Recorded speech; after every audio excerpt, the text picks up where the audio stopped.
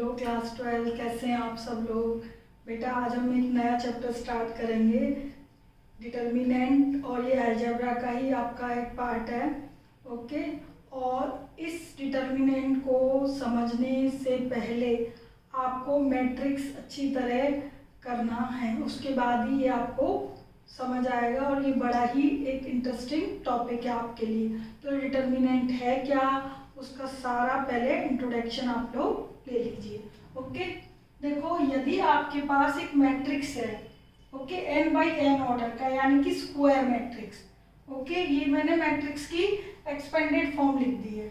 Okay, if A is equal to Aij be the matrix of order n, that is square matrix. Okay, ये मैंने इसको expand कर दिया है, matrix में भी बता चुकी हूँ ये मैं, A11 12 13 I 1j 1n, second row third, इस तरीके से n बाई n ऑर्डर का। ठीक है, ये देखो n1 n2 n3 लास्ट जो रो है, ठीक है, n बाई n ऑर्डर का है। ठीक, A is a square matrix, then it can be expressed as a determinant. तो कोई भी मैट्रिक्स को एक डिटर्मिनेंट के फॉर्म में हम एक्सप्रेस कर सकते हैं, लाइक दिस। ओके, ये जो है आपका मैट्रिक्स का साइन है, ये आपका किसका साइन है, मैट्रिक्स का, और ये डिटर्मिनेंट का है। ओके, तो express as a determinant in this way, determinant A DET A, it means determinant A, इसी से डिनोट करना है। और अदरवाइज ये जो आपकी पैरेलल लाइन मोड वाला जो साइन है, it is denoted determinant symbol. Okay, ये पैरेलल लाइन, तो डिटर्मिनेंट है, तो यहाँ पर ये मैट्रिक्स का सिंबल है। अब लेकिन हम इस मैट्रिक्स की डिटर्मिनेंट कर रहे हैं, डिटर्मिनेंट निकाल रहे हैं, तो हम ऐसे शो करेंगे। ओके, तो किसी भी मैट्रिक्स को हम इस तरीके से एक्सप्रेस करें तो वो उसकी डिटर्मिनेंट कहलाती है, determinant of matrix. Okay, that is to every square matrix, कोई भी स्क्वायर मैट्रिक्स है उसके लिए we can associate a unique real number called determinant of matrix A, और matrix is denoted by determinant A और parallel ए। Okay, इसका मतलब ये है कि आप कोई भी जो मैट्रिक्स है उसको यदि आप इस तरीके से एक्सप्रेस करते हो और सॉल्व करते हो, यानी इसको यहाँ पे हम सॉल्व करेंगे, वो मैं करना भी सिखाऊंगी, तो आपको एक यूनिक वैल्यू मिलेगी, यूनिक वैल्यू या expression. Okay, that is a determinant of matrix A. Okay, तो डिटर्मिनेंट ऑफ मैट्रिक्स, कोई भी स्क्वायर मैट्रिक्स निकालने के लिए कुछ चीजें हैं, कुछ रिस्ट्रिक्शन है, कुछ नोट्स है, रिमेंबर रखना, हमें याद रखना है कि ये तीनों मैंने यहाँ लिखी हुई है। क्या है, every square matrix can be expressed as a determinant, किसी भी स्क्वायर मैट्रिक्स को एज ए डिटर्मिनेंट आप शो कर सकते हो। कोई भी स्क्वायर मैट्रिक्स हो, 1/1 2/2 और 3/3, बस आपके में 3/3 तक का ऑर्डर ही है 12th क्लास में। ठीक है, 4/4 या 5/5 का नहीं है आगे जो भी है। तो जैसे मैंने यहाँ पे एक एग्जांपल लिखा है, एक मैट्रिक्स लिया है 2/2 का, तो डिटर्मिनेंट ए उसको हम एक्सप्रेस कर सकते हैं डिटर्मिनेंट के वे में, क्योंकि ये एक स्क्वायर मैट्रिक्स है, तो केवल एक स्क्वायर मैट्रिक्स को ही डिटर्मिनेंट में शो कर सकते हो और किसी ऑर्डर को नहीं कर सकते। वो चीज देखो मैंने सेकंड लाइन में लिख दी है, the matrices which are not square do not possess determinant, उसकी कोई डिटर्मिनेंट वैल्यू नहीं आएगी। तो एक डिटर्मिनेंट निकालने के लिए किसी भी मैट्रिक्स का स्क्वायर होना कंपलसरी है। ओके, अच्छा, थर्ड है determinant of square matrix is a scalar quantity. जैसा मैंने अभी आपको बताया कि किसी भी स्क्वायर मैट्रिक्स का मैं डिटर्मिनेंट निकालूंगी तो हमेशा एक स्केलर नंबर आएगा, एक यूनिक वैल्यू आएगी, स्केलर नंबर आएगा, जबकि जो मैट्रिक्स है वो क्या शो करता है, एक अरेंजमेंट ऑफ नंबर्स और ऑब्जेक्ट्स और नेम एनी थिंग्स। ओके, तो डिटर्मिनेंट तो क्या है, एक वैल्यू रिप्रेजेंट करती है। जैसे मैंने कहा डिटर्मिनेंट है, तो एक मेरे पास कोई ना कोई यूनिक वैल्यू आ जाएगी जब मैं इसको सॉल्व करूंगी, वो मैं अभी सॉल्व करना बताऊंगी। ये लाइक दिस 2 आ गया, 5 आ गया, या कोई एक्सप्रेशन आ गई कि cos square theta minus sine square theta. Okay, और जो मैट्रिक्स है, डिटर्मिनेंट है, कोई मैट्रिक्स है, तो आपने देखा है मैट्रिक्स का रिजल्ट हमेशा एक मैट्रिक्स ही होता है।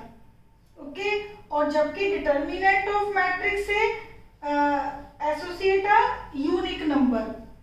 ओके, क्या एक्सप्रेस करेगी, एक यूनिक नंबर देगी, और जबकि मैट्रिक्स क्या देगा, एक अरेंजमेंट। ओके, तो थर्ड पॉइंट यही लिखा है कि determinant of a square matrix is a scalar quantity that is a real number or an expression, जबकि matrix is an arrangement of numbers.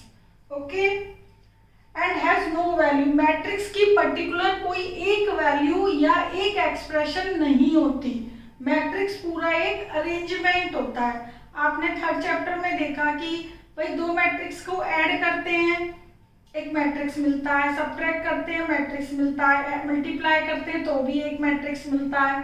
ठीक है, स्क्यू सिमेट्रिक जो भी निकालते हैं मैट्रिक्स का रिजल्ट एक मैट्रिक्स होता है। ठीक है, और जबकि डिटर्मिनेंट में ऐसा नहीं है, डिटर्मिनेंट हम सॉल्व करेंगे तो हम हमेशा एक स्केलर क्वांटिटी और एक एक्सप्रेशन मिलेगी। ठीक है, तो देखिए अब वैल्यू कैसे निकालते हैं डिटर्मिनेंट की। तो value of determinant of order 1 और 2, तो 1/1 और 2/2, ऑर्डर 1 मतलब 1/1 और ऑर्डर 2 मतलब 2/2। तो वो कैसे निकालोगे, देखो द डिटर्मिनेंट ऑफ 1/1 मैट्रिक्स, एक मैट्रिक्स ले लिया मैंने ए, 1/1 है तो एक रो एक कॉलम एक ही एलिमेंट होगा, तो किसी मैट्रिक्स का एक ही एलिमेंट है तो उसकी डिटर्मिनेंट वैल्यू क्या होगी, वो खुद। ओके, जैसे देखो इस मैट्रिक्स में 2 एक एलिमेंट है तो उसकी डिटर्मिनेंट वैल्यू 2 खुद होगी। ओके, तो ऑर्डर 1 की तो determinant value itself number. Okay, order 2 देखो, यदि आपके पास 2/2 का एक मैट्रिक्स है, मैंने यहाँ एलिमेंट के फॉर्म में लिख लिया है 1 1 1 2 2 1 2 2, then determinant of A, determinant of this matrix called determinant of order 2। ये ऑर्डर 2 का डिटर्मिनेंट है, किसका, ऑर्डर 2 का डिटर्मिनेंट, ये वाला देखो 2/2 का है ना ये मैट्रिक्स, तो इसकी डिटर्मिनेंट भी कितने की हुई, ऑर्डर 2 की। अब मुझे इसकी वैल्यू निकालनी है, तो वो मैं कैसे निकालूंगी, ये डिटर्मिनेंट है, then value of determinant of matrix this, इस मैट्रिक्स की यानी कि इसकी सेम आती है, इसकी डिटर्मिनेंट वैल्यू क्या होगी, देखो क्रॉस करके निकालोगे आमने सामने के number, A11 A22 multiply A11 into A22 minus A21 into 12, A11 into 22 minus A21 into 12, इसको इंटू करोगे माइनस फिर इसको करोगे, बस क्रॉस करना है। ओके, और बीच में हमेशा क्या आएगा, माइनस, आमने सामने के नंबर मल्टीप्लाई माइनस फिर ये आमने सामने के। ओके, 2/2 में जैसे ये एग्जांपल लिखा है मैंने, एक मैट्रिक्स लिखा है ऑर्डर 2 का 2 1 4 5, तो डिटर्मिनेंट ऑफ दिस मैट्रिक्स इसी से रिप्रेजेंट करेंगे। ओके, तो 2 इंटू 5 माइनस 4 इंटू 1। ओके, तो 2 इंटू 5 माइनस 4 इंटू 1 सॉल्व किया तो क्या आया, 6 आई ना, एक यूनिक वैल्यू, एक रियल नंबर आएगा, scalar quantity. Okay, it is a value of determinant of matrix of order 2, got it.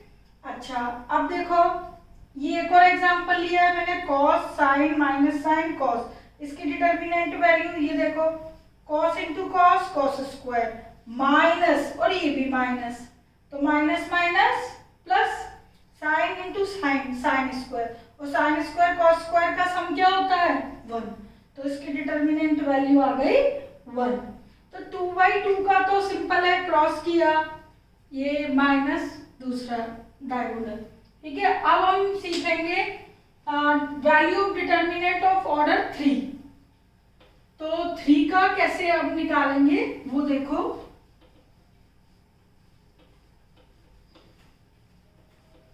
ये सारे जो नोट्स हैं वो अपना नए चैप्टर के स्टार्ट कर देना। और सारा जो भी लिखवाती हूँ वो लिखा करो आप अपने नोटबुक में। अच्छा, अब देखिए, value of determinant of matrix of order 3।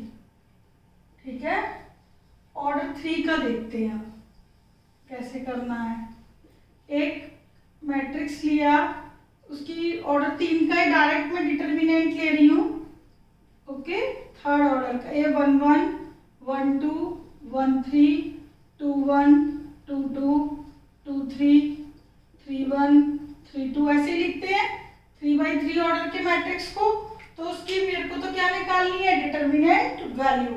तो मैंने डायरेक्ट डिटर्मिनेंट लिख लिया है और इसको मैट्रिक्स करना हो तो ये देखो, let A be the matrix of order 3/3, then value of determinant of this, like ये हटा दोगे।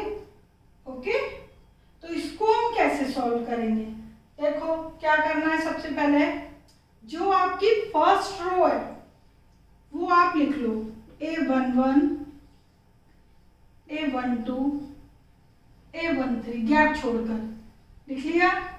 उसके पीछे लगा लो 2/2 के डिटर्मिनेंट।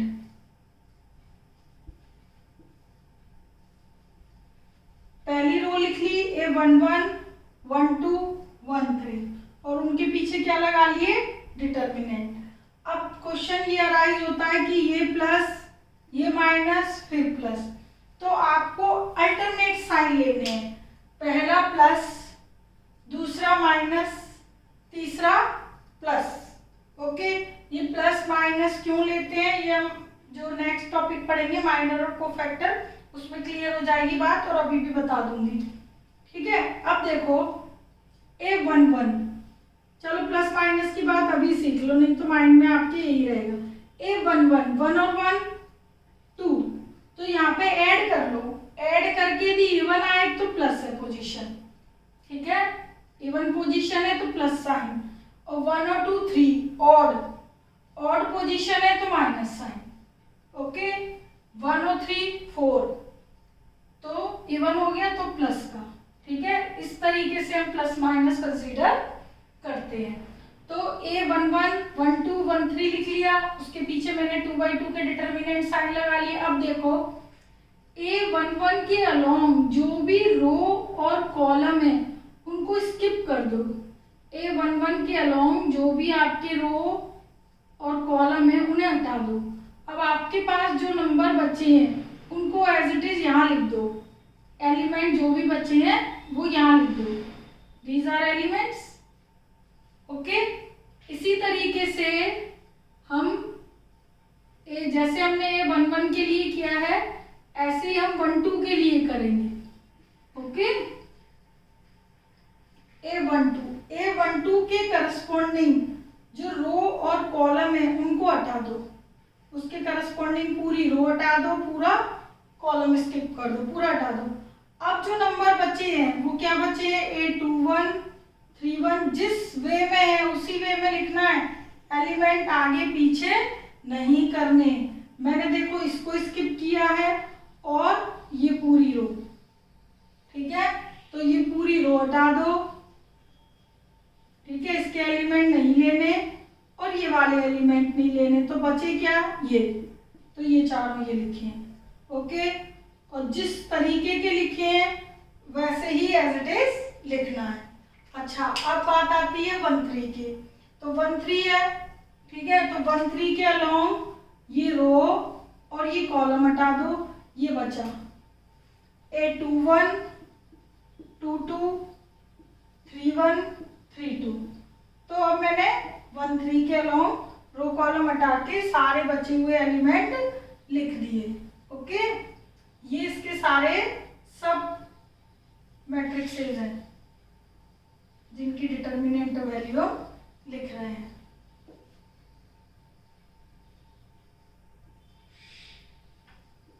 ओके, तो हमने पहले पहली रो लिखी, उसमें प्लस माइनस प्लस साइन लगाया, उसके बाद A11 के पीछे उसके अलोंग रो कॉलम के एलिमेंट हटाकर बचे हुए एलिमेंट लिखे 2x2 ऑर्डर के फॉर्म में।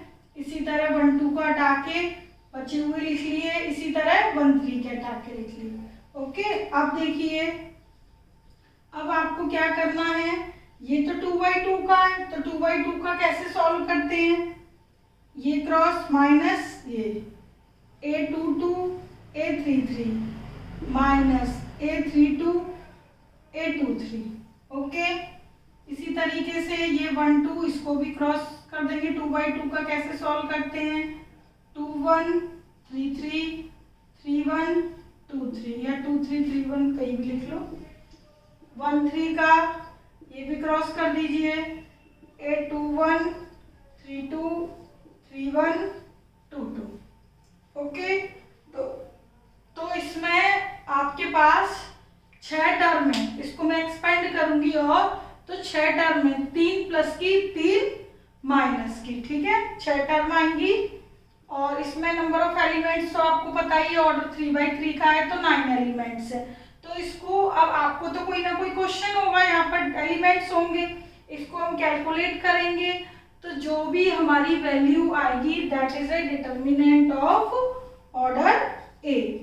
तो मैंने जैसे अभी बोला 3 नंबर प्लस के आएंगे और 3 नंबर माइनस के। ओके, फिर उनको हम आपस में कैलकुलेट कर लेंगे और जो भी हमारा आंसर होगा it is a value of determinant of order 3। Okay, तो ये मैंने मल्टीप्लाई कर दिया। ओके, ये देखो 3 प्लस की वैल्यू 1 2 3 और 3 किसकी आएंगी, माइनस की, ठीक है।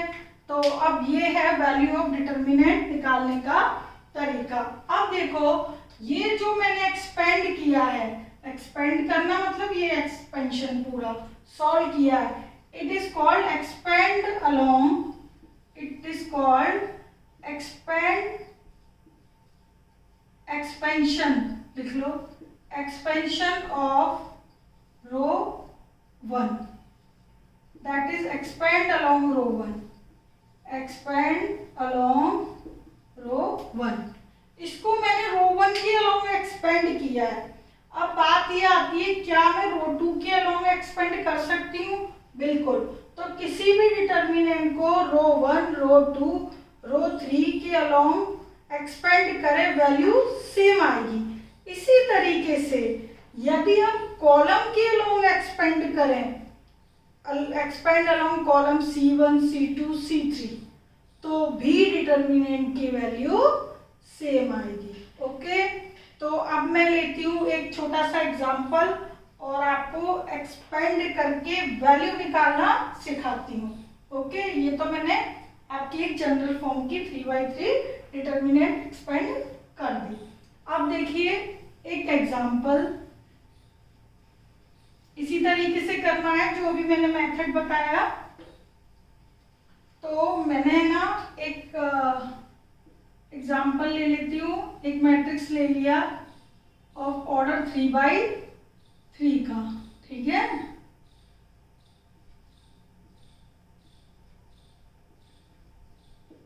कोई भी ले लीजिए। Okay, if A is a matrix of order 3, then find determinant A या value of determinant of this। तो देखो डिटर्मिनेंट वैल्यू है तो ऐसे शो करेंगे 1 2 4 3 0 5 2 1 -1।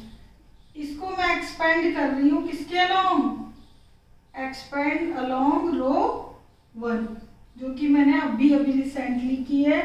तो रो 1 लिख लो, 1 -2 +4, रो 1 लिख ली, उसके पीछे डिटर्मिनेंट लगा लो। ओके, तो रो 1 लिख ली 1 2 4, ये 1 पहले प्लस का लिखना है, दूसरा माइनस का, फिर प्लस का।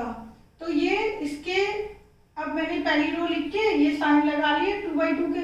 अब देखिए 1 है तो 1 के अलोंग जो रो कॉलम है उन्हें हटा दो, इसके अलोंग जो भी आपके नंबर हैं वो हटा दो, ये हटा दो और ये वाली लाइन हटा दो। ओके, ये जिन पे मैंने डेट डैश किया है वो लाइन हटा दो बिल्कुल। क्या बचा अब आपके पास 0 5 1 -1। ओके, अब आ जाओ 2 पर। ठीक है, अब 2 के अलोंग जो भी नंबर है, ठीक है, उसकी रो और कॉलम हटा दो। अब क्या बचा 3 2 5 -1। जब आपका यूज टू हो जाओगे तो आपको ये सब भी नहीं करना पड़ेगा, डायरेक्ट लिखते जाओगे। इसी तरीके से अब 4 के अलोंग रो और ये कॉलम। अब क्या बचा आपके पास 3 2 0 1।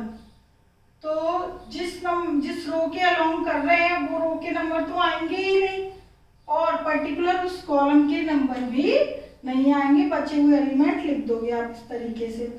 आप 2/2 का डिटर्मिनेंट जिस तरह सॉल्व करते हैं कर दो, 0 × -1 -1 × 5, ऐसे करते हो ना, 3 × -1 2 × 5 4, 3 × 1 -2 × 0 1, ये 0 0 -5 -5 -3 -10। ओके, 4 3 और ये 0, तो -5 -2 और -13 हो गया ना ये, तो -13 और -2 तो प्लस के 26 और प्लस 12। ओके, तो ये आपका हो गया 21 और 12 33। तो 33 is a determinant value of this matrix. Okay, तो ये डिटर्मिनेंट इज सॉल्व हो गया, एक्सपेंड अलोंग R1। ठीक है, अब इसकी वैल्यू आई 33। अब देखिए मैं ये आपको सिखा रही हूँ एक्सपेंड अलोंग R2। तो R2 से यदि मैं करती हूँ यानी कि रो 2 से, तो भी क्या 33 आएगा? यस, मैंने आपको बोला है किसी के भी अलोंग करो, रो 1 2 या किसी भी कॉलम, तो वैल्यू क्या रहती है? सेम रहती है। अब देखो 2 के अलोंग करना हो, प्रोसेसिंग यही है। अब देखिए क्या करेंगे हम, अब सेकंड रो नोट कर लीजिए 3 0 5। अब बात ये आती है कि इनमें कौन सा प्लस का वैल्यू और कौन सी माइनस की। ओके, 3 0 5। अब देखिए ये पोजीशन कौन सी है आपकी डिटर्मिनेंट जो मैट्रिक्स था 3/3 की, वो पोजीशन ये थी आपकी। ओके, 2 1 2 2 2 3 3 1 3 2 और 3 3, ये होती है 3/3 की पोजीशन। अब हमने लिए सेकंड रो, सेकंड रो में 2 1 ऑड है तो यह माइनस आएगा। ओके, ये प्लस 2 2 है, इवन है, ये प्लस आएगा, 2 3 ऑड है, ये माइनस आएगा। ओके, तो ये जो हम साइन जो लेते हैं इसके डिटर्मिनेंट की वैल्यू के लिए, वो देखो आप किस तरह कंसीडर किया करो। मैं आपको बता देती हूँ, यहाँ लिख देती हूँ। पहली रो ली तो प्लस माइनस प्लस, दूसरी रो लोगे तो माइनस प्लस माइनस, अगली के लिए भी plus minus plus. Simple way ये है, ये रख लो, ये याद कर लो। अल्टरनेटर देखो प्लस माइनस प्लस, तो प्लस के बाद देखो minus plus minus plus minus. ठीक है, तो ये रो थर्ड लूंगी तो प्लस, पहला प्लस का एलिमेंट, दूसरा माइनस का, तीसरा प्लस का। तो जिसके भी अलोंग करो, जो वो आप रो लिखोगे वो साइन आपके ये आएंगे उनके आगे। ठीक है, पीछे तो डिटर्मिनेंट आएगी। अब देखिए हम अलोंग किसके अलोंग कर रहे हैं? रो 2 के अलोंग। ये देखो 3 0 5। ओके, साइन हमने वो लगा लिए उसके अकॉर्डिंग, पहले माइनस का, फिर प्लस का, फिर माइनस का। ठीक है, अब देखिए 3 है तो 3 के अलोंग जो रो है वो तो आएगी ही नहीं, और उसके अलोंग जो कॉलम है वो एलिमेंट भी नहीं आएंगे। तो क्या बचा? 2 4 1 -1। इसी तरीके से हमने R1 के लिए किया था, वो पर्टिकुलर एलिमेंट लेके उसके अलोंग रो कॉलम हटा दो और बचे हुए नंबर्स लिख दीजिए। ठीक है, 3 का हो गया। अब देखिए 0, तो 0 के अलोंग रो गई और 0 के अलोंग कॉलम गया। क्या बचा? 1 4 2 -1, 1 4 2 -1। एलिमेंट इधर उधर नहीं करने हैं, जो जिसकी पोजीशन है एज इट इज रखना है। तो 0 का भी हो गया। अब देखिए 5 के अलोंग रो गई, इसके अलोंग कॉलम भी हटा दो। क्या बचा? 1 2 2 1, 1 2 2 1। ठीक है, तो ये हमारा काम हो गया। अब बस हम क्या कर देंगे? कैलकुलेशन। इधर एलिमेंट में कोई साइन नहीं चेंज करना है, ये एज इट इज है। साइन केवल ये रो लिखेंगे तभी चेंज होने हैं। अब 2/2 का जैसे करते हैं वैसे ही करना है। 2 × -1, 1 × 4। ये आगे 0 है, तो 0 के पीछे मैं एक्सपेंड भी करूं तो कोई फायदा नहीं है, ये पूरी वैल्यू क्या हो जाएगी? 0। ठीक है, तो ये चाहे आप एक्सपेंड करो या ना करो। 1 1 जा 1 -2 2 जा 4। ये -6 -3 18, इट इज 0। और -5 -3, ये प्लस के हो जाएगा, सॉरी। अच्छा, ये -3 -5 प्लस के 15। ठीक है, तो 18 + 15 दैट इज 33।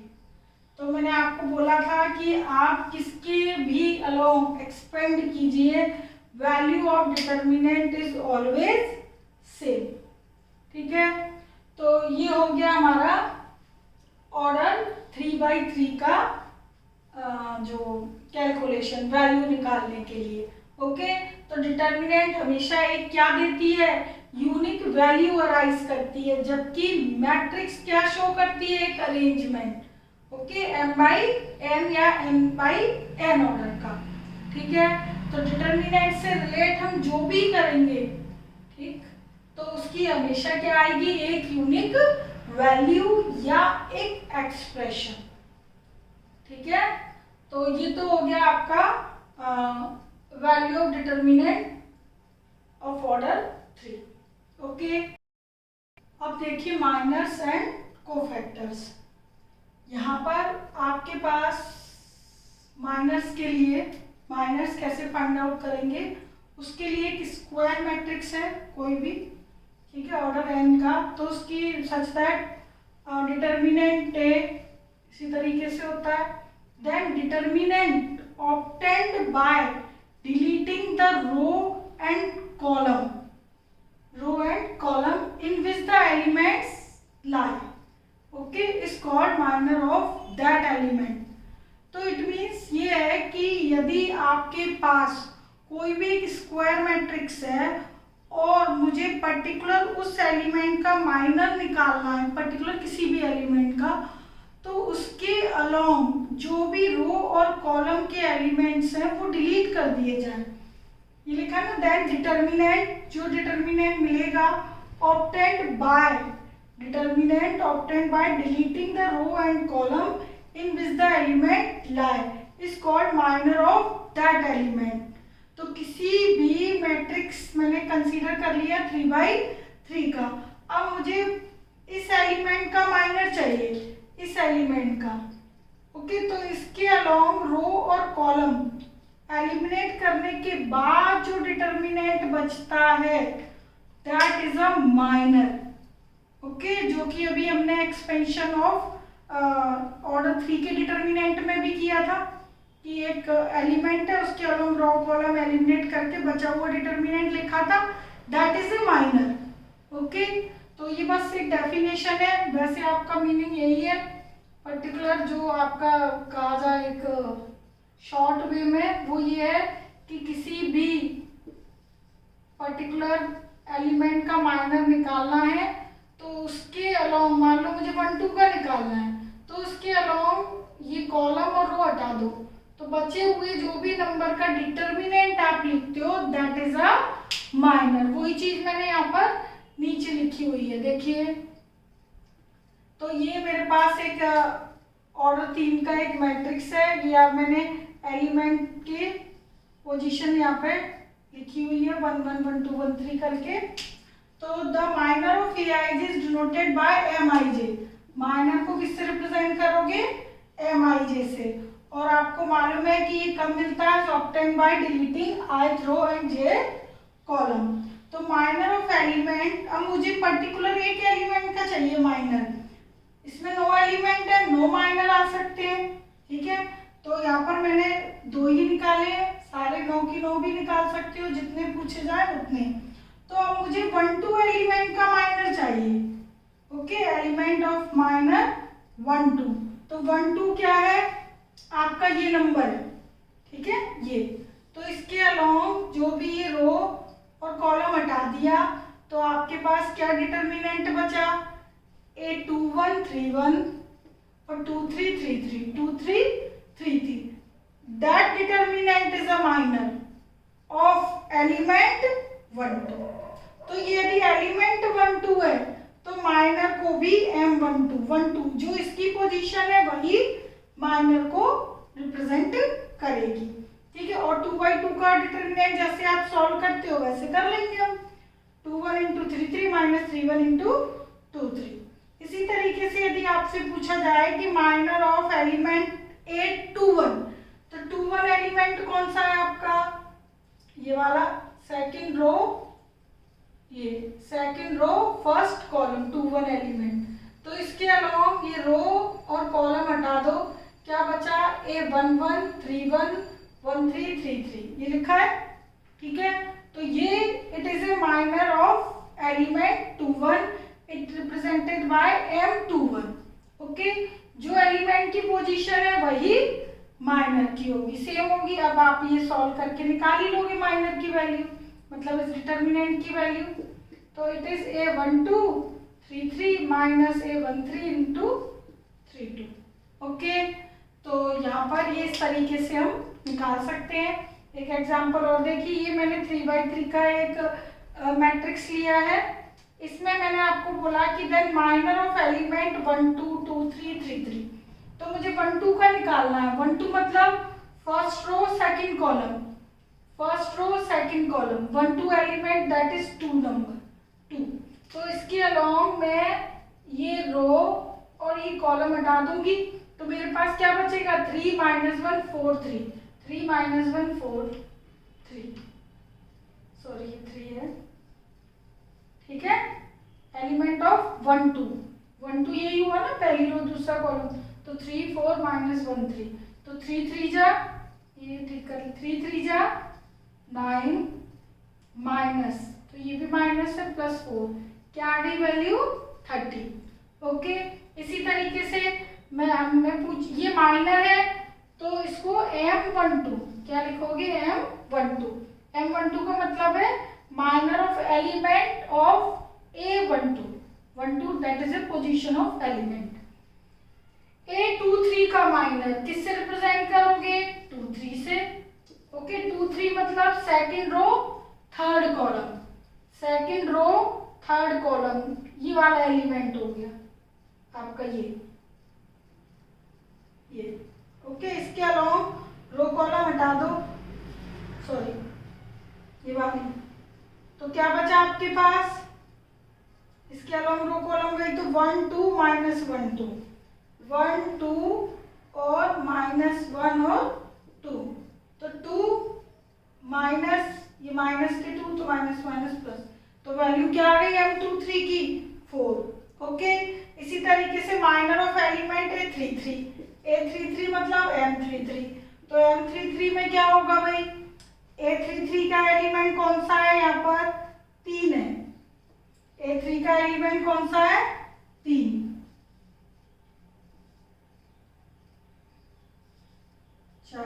यहाँ कितना था? ओके, तो ये कितना था भाई? मैंने किसका निकाला था सबसे पहले? 1 2, ये था 1 2, ये और ये, तो 3 यानी कि यहाँ पे 4 था। ओके, अच्छा 3 3 की वैल्यू क्या है? ये है। तो इसके अलोंग ये कॉलम और रो हटा दो तो 1 2 3 5, 1 2 3 5। ओके, तो ये आपका आ गया 5 - 6 दैट इज -1। तो इस तरीके से आप 9 आपके पास एलिमेंट है, तो 9 एलिमेंट का सभी के माइनर आप लोग निकाल सकते हो। ठीक है, तो that is a minor of particular elements. ठीक है, अब क्या है, माइनर के बाद है कोफैक्टर्स। तो कोफैक्टर और माइनर में बहुत ज्यादा डिफरेंस नहीं है। ठीक है, let A be a square matrix so that determinant है aij, then cofactor of any an element को, किसी भी एलिमेंट का cofactor is a minor, minor ही है वो, but with the sign -1 i plus j. आपकी जो माइनर की वैल्यू होती है वही कोफैक्टर की वैल्यू होती है, बट उसके आगे जो साइन आएगा वो -1 की पावर आई प्लस जे आएगा।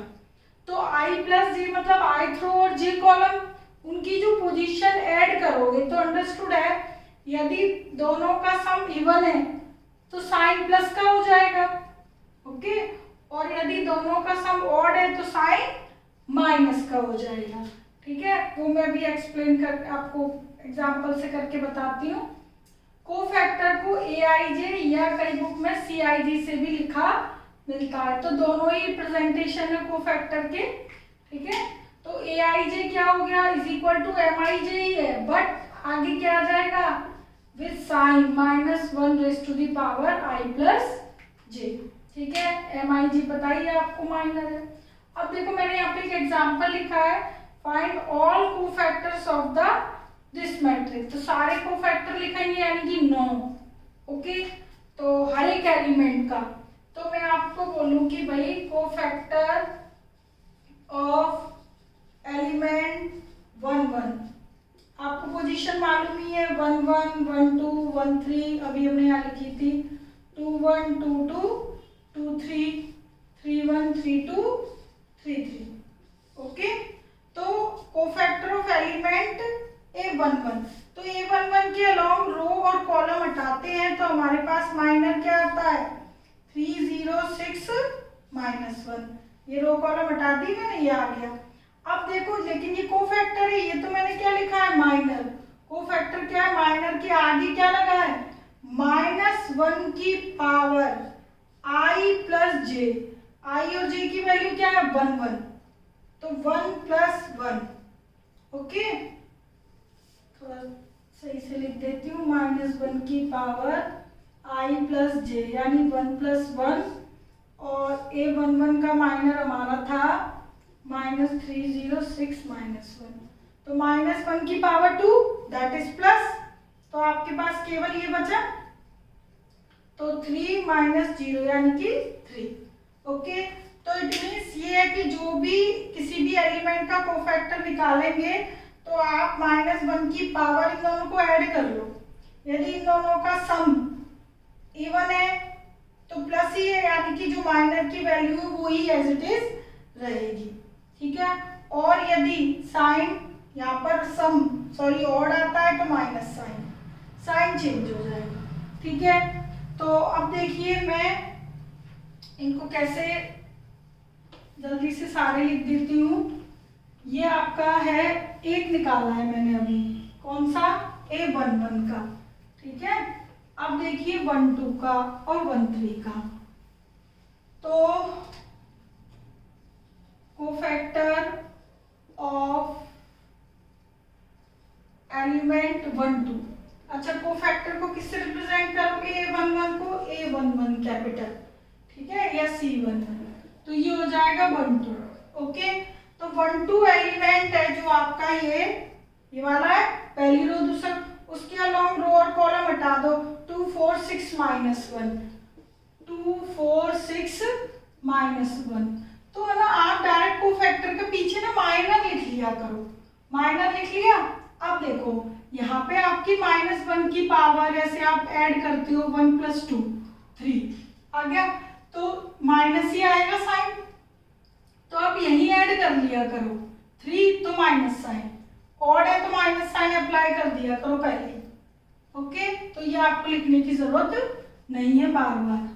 अब आप ये सॉल्व कर दो, -2 -24, तो ये प्लस का ही हो जाएगा, ओवरऑल मिलाकर 26। ओके, इसी तरह कोफैक्टर ऑफ 1 3, एलिमेंट 1 3, तो 1 3 मैंने जोड़ लिए, इवन आ गए हैं, इवन है तो ये प्लस का ही रहेगा साइन, यहाँ पर क्या साइन रहेगा, प्लस का ही रहेगा।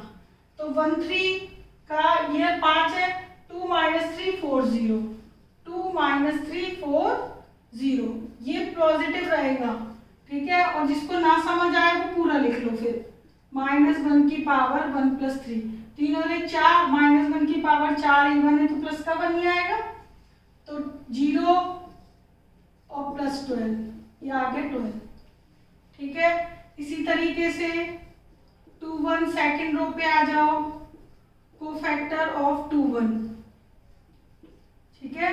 तो 2 1 ऑड है, माइनस साइन लगा लो पहले, ऑड है जोड़ लो, ऑड है तो माइनस, और दोनों को ऐड करके यदि इवन है तो प्लस, ठीक है। 2 1 का एलिमेंट है आपका 2, उसके अलावा रो और कॉलम हटा दो, 2 5 0 -1, 2 5 0 -1, माइनस साइन ये ऑलरेडी है, और माइनर हमारा -2 और 0, यानी ओवरऑल 2। इसी तरीके से 2 2 का एलिमेंट है -3, रो कॉलम हटाओगे आपके पास आएगा 1 5 4 -1, ठीक है। 2 2 इवन है, प्लस ही रहेगा, तो ये आपका आ गया -1 -20, यानी -21। 8 2 3, ओके, 2 3 है, माइनस आएगा, 2 3 एलिमेंट है 6, तो 1 2 4 0, ओके। तो ये 0 -8, यानी कि 8, ये माइनस है। अब ये आपका आ गया 2 1 2 2 2 3। अब हम करते हैं थर्ड रो पे आ जाओ, 3 1, थर्ड रो हमारी 3 1, तो 3 1 का 3 1 मतलब इवन, प्लस 3 1 का एलिमेंट है 4, तो उसके अलावा रो कॉलम एलिमिनेट करते हैं तो ये बचेगा, ओके। 12 + 15, ये आ गया 27 ऑफ, ये किसका था, एलिमेंट 2 3, ये एलिमेंट 3 1, ये एलिमेंट 3 2, 3 2 यानी ऑड, 3 2 का 0 है एलिमेंट, तो 0 का माइनर कैसे आएगा, 1 5 2 6, ओके। उसके अलावा रो कॉलम मैंने एलिमिनेट कर दिए, 6 -10 -4 +4 हो जाएंगे। अब ये लास्ट है मेरा A33, okay, A33 last element है -1, उसके अलावा रो कॉलम हटा दो, तो 1 2 2 -3, 3 3 1 है, प्लस का ही साइन रहेगा, तो -3 -4, तो दैट इज -7।